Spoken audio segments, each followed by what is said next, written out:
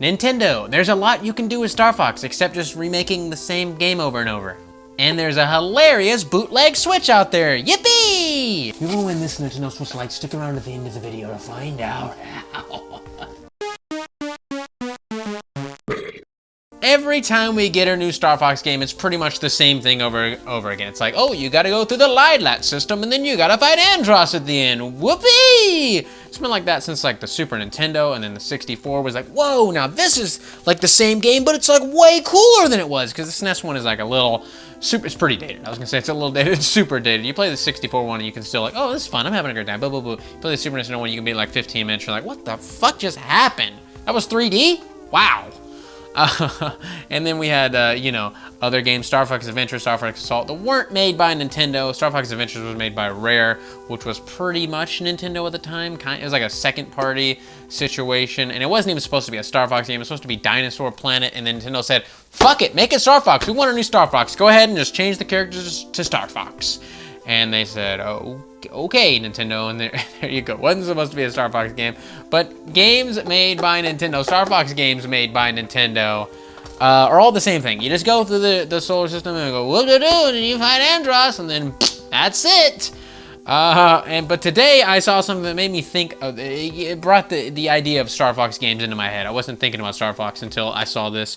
A man named Jorge Mendoza Velasco, say that with my American accent there, made a Star Fox, a Paper Starfox 64, a remake of Star Fox 64 in like a Paper Mario style. It looked just like Paper Mario. It looked amazing. It looked incredible. Jorge, goddammit.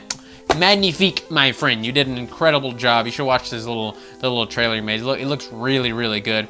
But it wasn't just a straight remix, a remake. Obviously, it's not a game. It's just a trailer anyways. He didn't make a game. He only made a little fun trailer, all right? There was no code. There's no game involved here. But you should watch it. It's very cool, very cute, very fun. But it had a little battle with Star Wolf and their little crew, and it was an RPG battle. It was like, ooh, boop, like doing little moves and everything. All the other boss battles were like in space, like flying around with the guns, like boop, boop, boop, boop, boop, boop, shoot them with the thing, and the same thing as the other Star Fox games, but just with a fun paper skin. But even if Nintendo released that would be fun. But had a little RPG mechanic thrown in there, you know, a nod to Paper Mario. Paper Mario was like Mario, but oops, it's got RPG. Someone threw RPG in my Mario. What the heck? Sticker star and color splash excluded from this conversation. Sorry, excuse me. Didn't mean to bring up the bad memories there, sorry. Yeah, I was like, whoa, why doesn't Nintendo do something like this? Okay, so you got Paper Mario, obviously Mario is your flagship thing, but why wouldn't you just make a paper everything? Paper Zelda, paper Mario, paper Pokemon, paper whatever. Paper. Make everything paper, it'd be great. Paper Mario Kart, I don't know. But, I mean, Nintendo's pretty bland when it comes, like, they stick to Mario, like, every Mario game, you go through it, you beat Bowser, and you save the princess. That's Mario. Same with Star Fox. I feel like Nintendo gets stuck in like, oh, well, this is what they like, so let's just keep making the exact same thing. Zelda was always the same thing up until Breath of the Wild, and then it was like, oh, now we're in this open world, and you can just go and do all this weird stuff at different times. You do whatever you want. You go fight Ganon at the very beginning. There you go get him. It wasn't the dungeons thing. I think Nintendo needs to be a little more innovative, and I've heard before that they talk about Star Fox like they have no ideas. Like, well, what else can we do with Star Fox? We've already done it all. You went through the Lilat system and you beat, I already forgot it's Andross. So, I mean, what else can you do? I mean, it's not like we have fucking talking humanoid animals in spaceships flying around the universe. I wonder what possibilities there could be, Nintendo!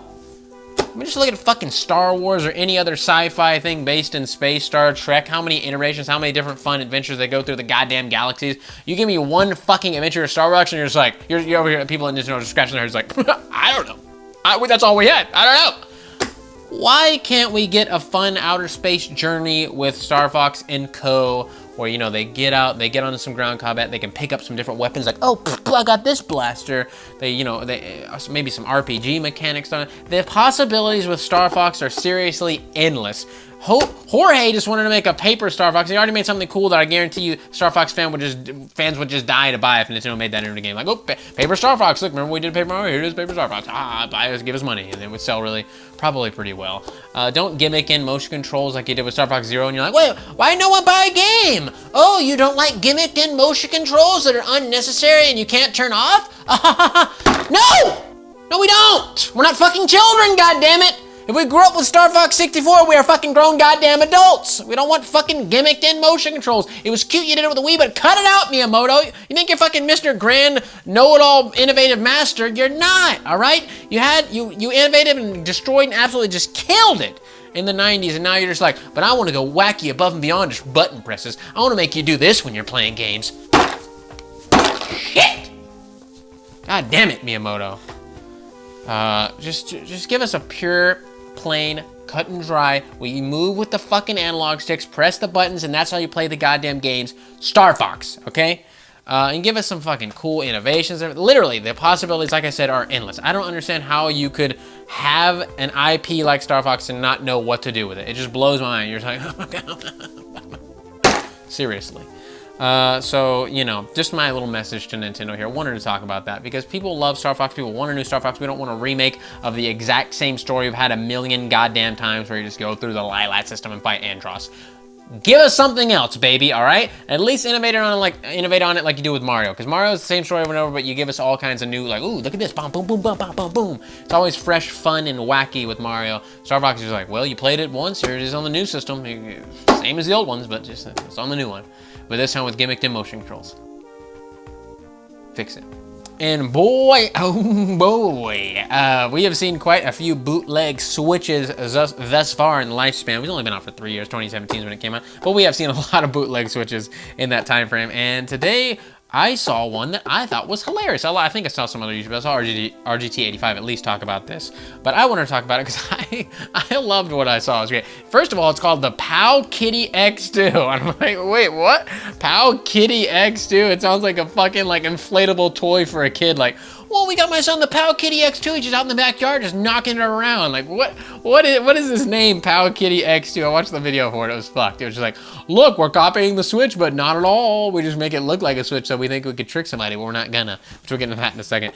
But they painted or not painted. I guess it has like the color on the sides of the I don't know where the Joy-Cons are supposed to be. They're not detachable. It's one tablet like this big, and where there would be Joy-Cons is blue and red, and then the tablet screen in the middle. But it's non-detachable. They just colored them to look like Joy-Cons. Like, you like the Switch? Maybe you'll like your shitty emulator tablet to look like a Switch. I don't know. I don't understand how Chinese companies get so fucking ruthless and miserable with their goddamn, like, oh, let's just copy them and make it shitty, a way shittier version of what they're doing. They just don't give a fuck. They're just like, you guys want to make money? Fuck it! That's like literally the mentality in these fucking companies, I feel like. I don't know. But there was a really funny description, which was my favorite part of this, because it said that the Joy-Cons are not detachable. They had to specify that. Like, whoa, we know it looks like it, but it's not. Whoa, take it easy. There's two controller ports that they were hyping up, and the description about the controller ports was in the worst English I've ever seen, baby. I loved it. It said, 3 people fight, and that's the sentence. 3 people fight, meet a small friend, and recall your childhood and enjoy a journey to the dark. 3 people fight, meet a small friend, and recall your childhood and enjoy a journey to the dark. What? How do you not, like, can you not, like, go, like, is this a Google translation? Because I feel like you put Chinese into the Google translation, I feel like it would translate it better than this. Was this some guy at the office who said, I know English, let me write it. Let me write it, I know English. Like, fucking Greg knows English, get him on it. Here we go. Chinese guy named Greg, there it is. Meet a small friend. Like, you have to, like, this motherfucker's, like, he's gotta be, like, fucking, like, 5'3". To play with you, and 3 people fight. It's only 2 controllers. There's 2 controller ports on the goddamn thing, and somehow they got the number of players wrong. 3 people fight. I was just like, what happened here? This blew my fucking, and enjoy a journey to the dark? Like, what, are you gonna die when you play this thing? I don't understand. That description just set me off. I was just like, woo, bitch, what the fuck is going on over here at Powkiddy? Some company, I don't know the company that makes it, but some company, this is the name of the thing, is the Powkiddy. But god damn it, that just blew me away. That description, I was just like, oh my god. It's the worst. It's literally like, it doesn't mean anything to anyone reading it. You're just like, what? Like, if you're already confused at what the product is and you read that, you're just gonna be like, ah, I got a headache now. Like, it just doesn't make any fucking sense. and I love it. God bless you for it. Oh my God, you entrepreneurs, I fucking love it. The spirit of a true businessman lives within you all, I'm sure.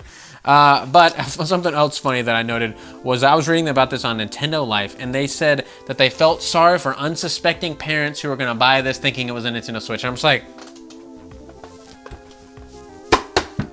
what? Are you genuinely saying that right now?